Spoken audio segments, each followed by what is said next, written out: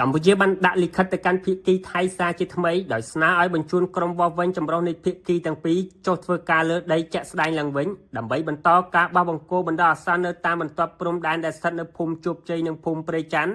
រួមទាំងបង្គោលព្រំដែនស្ថិតក្នុងភូមិសាស្ត្រស្រុកកំរៀងខេត្តបាត់ដំបងនេះបើតាមសេចក្តីប្រកាសរបស់រដ្ឋលេខាធិការកិច្ចការព្រំដែនដែលចុះនៅថ្ងៃទី14ខែមករាឆ្នាំ2026ប្រតាមខ្លឹមសារនៃសេចក្តីប្រកាសខាងលើរដ្ឋលេខាធិការកិច្ចការព្រំដែនបាននិយាយថាដើម្បីពន្លឿនការអនុវត្តការងារលើដីជាក់ស្ដែងដែលបានឯកភាពគ្នាក្នុងកិច្ចប្រជុំ GBC កម្ពុជាថៃ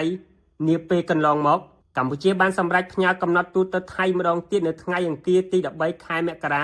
ដោយស្នើចាត់បញ្ជូនក្រុមវាស់វែងចម្រុះនៃភាគីទាំងពីរចុះលើដីជាក់ស្ដែងឡើងវិញដើម្បីបន្តអនុវត្តការងារបោះបង្គោលបណ្ដោះអាសន្ននៅកំណាត់ខ្សែព្រំដែនចន្លោះបង្គោលលេខ42និង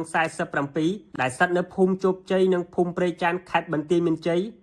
និងចន្លោះបង្គោលលេខ52និង59ស្ថិតក្នុងភូមិសាស្ត្រស្រុកកំរៀងខេត្តបាត់ដំបងក្នុងពេលសមស្របណាមួយចន្លោះពីថ្ងៃទី19ដល់ថ្ងៃទី23ខែមករានៅឆ្នាំ2026បន្ថែមពីលើនេះរដ្ឋលេខាធិការកិច្ចការព្រំដែនក៏បានស្នើឲ្យភាគីថៃចាត់បញ្ជូនក្រុមការងារវាស់វែងចម្រុះនៃភាគីទាំងពីរដដែលចុះធ្វើការលើដីជាក់ស្ដែងដើម្បីសាងសង់ឡើងវិញនៅបង្គោលព្រំដែនចំនួន15តាមគំរូដើមបង្គោលចំនួនបារាំងនៅទីតាំងដើមពិតប្រាកដដែលភាគីទាំងពីរបានឯកភាពគ្នារដ្ឋលេខាធិការកិច្ចការព្រំដែនបានបញ្ជាក់ថាគណៈកម្មការចម្រុះខណ្ឌសីមាព្រំដែនគោកកម្ពុជានឹងបន្តអនុវត្តការងារវាស់វែងនឹងខណ្ឌសីមាព្រំដែនដែលបានឆាប់បំផុតជាមួយគណៈកម្មការចម្រុះខណ្ឌសីមាព្រំដែនគោកថៃដើម្បីសម្រេចបាននូវសន្តិភាពយូរអង្វែងតាមបណ្ដោយព្រំដែនហើយក៏ប្រកាសថាមិនទទួលស្គាល់នឹងការកែប្រែខ្សែព្រំដែនណាមួយដែលកើតចេញពីការប្រើប្រាស់កម្លាំងឡើយ